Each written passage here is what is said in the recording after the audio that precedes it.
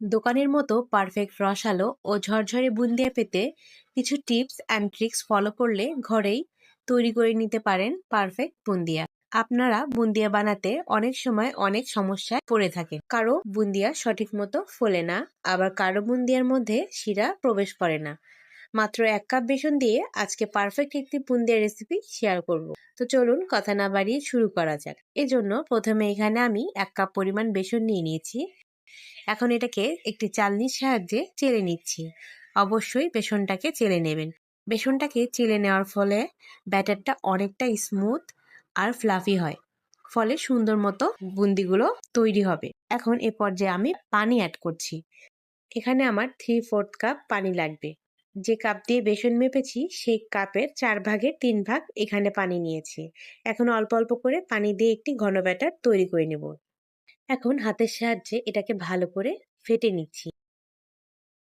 আপনারা যখন পানি দেবেন তখন পানিটা একবারে দেবেন না, আর শুরুতেই ব্যাটারটা একেবারে নরম করবেন না, একটু ঘন করে ব্যাটারটা বানিয়ে নেবেন এবং এটাকে হাতের সাহায্যে একটু সময় নিয়ে ফেটে নেবেন। তাহলে দেখবেন ব্যাটারটা অনেকটা সুন্দর স্মুথ আর ফ্লাফি হবে। এটাকে বেশি সময় ধরে এটাকে ফেটিয়ে নেবেন। যত সময় ধরে এটাকে ফেটিয়ে নেবেন আপনাদের বুন্দিয়া কিন্তু ততটা পারফেক্ট হবে। আমি প্রায় 8 মিনিটের মতো এটাকে ফেটিয়ে নিয়েছি। বেশ অনেকটা সময় মথে নেওয়ার পর আপনারা দেখবেন ব্যাটারটার কালার অনেকটা চেঞ্জ হয়ে আসবে, আর এটা কিন্তু অনেকটা স্মুথ আর ফ্লাফি ভাব চলে আসবে। এই ব্যাটারটি পারফেক্টভাবে তৈরি হয়েছে কিনা চেক করে নিতে হবে। এখানে আমি একটি কাপে সামান্য একটু পানি নিয়ে সেই ব্যাটার থেকে একটু ব্যাটার এর মধ্যে দিয়ে দিচ্ছি। যখন দেখবেন ব্যাটার পানিতে দেওয়ার পর ব্যাটারটা উপরে ভেসে উঠেছে, তখন বুঝবেন ব্যাটারটি পারফেক্টভাবে তৈরি হয়েছে। আর যদি ব্যাটারটা পানির নিচে ডুবে থাকে তাহলে বুঝবেন ব্যাটারটি এখনো পারফেক্টভাবে তৈরি হয়নি। এ পর্যায়ে আপনাদের আরও কিছুটা সময় এটাকে ফেটিয়ে নিতে হবে।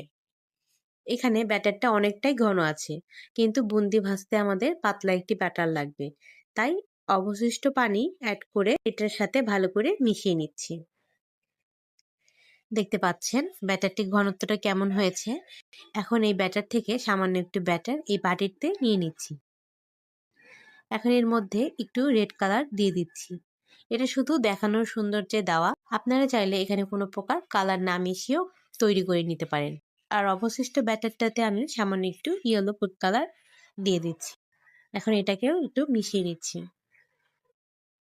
এখন এগুলোকে আমি সরাসরি ভাজতে যাব।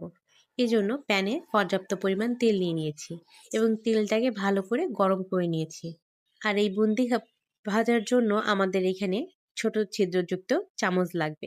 আপনাদের কাছে যদি এরকম ছিদ্রযুক্ত চামচ না থাকে তাহলে আপনারা প্লাস্টিকের বা স্টিলের ছাঁকনিও ব্যবহার করতে পারেন। তেলটা গরম হয়েছে কিনা সেটা চেক করার জন্য অল্প একটু ব্যাটার তেলে দিয়ে দিচ্ছি।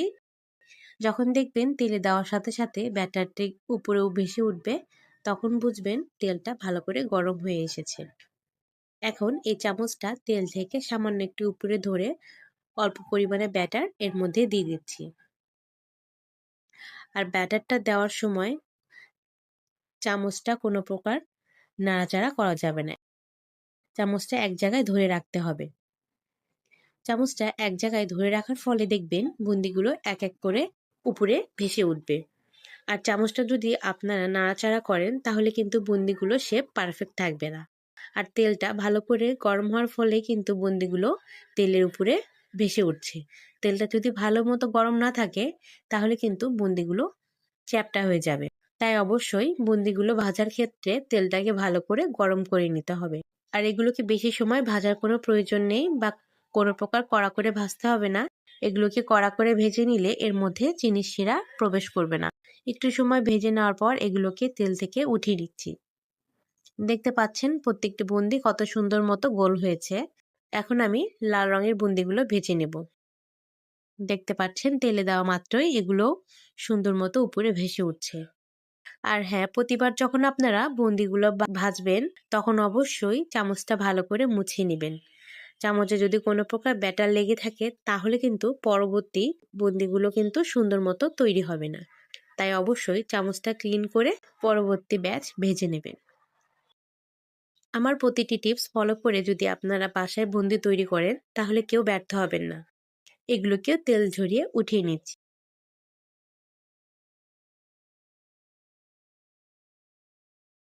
দেখতে পাচ্ছেন এক এক করে সবগুলো বুন্দি ভেজে নেওয়া হয়ে গেল। এখন এগুলোকে চিনি শিরায় ভেজানোর পালা। এজন্য একটি প্যানে আমি 1 কাপ প্লাস 3 টেবিল চামচ পরিমাণ চিনি দিয়ে দিলাম। আর এখানে আমি হাফ কাপের চেয়ে সামান্য একটু বেশি পানি দিয়ে দিচ্ছি। অবশ্যই যতটুকু চিনি নেবেন তার অর্ধেক পরিমাণ পানি ব্যবহার করবেন। আর যদি আপনারা এখানে পানির পরিমাণ কম দেন তাহলে কিন্তু বুন্দিগুলো অনেকটা ড্রাই হয়ে থাকবে। এখন এটাকে ভালো করে মিশিয়ে নিচ্ছি।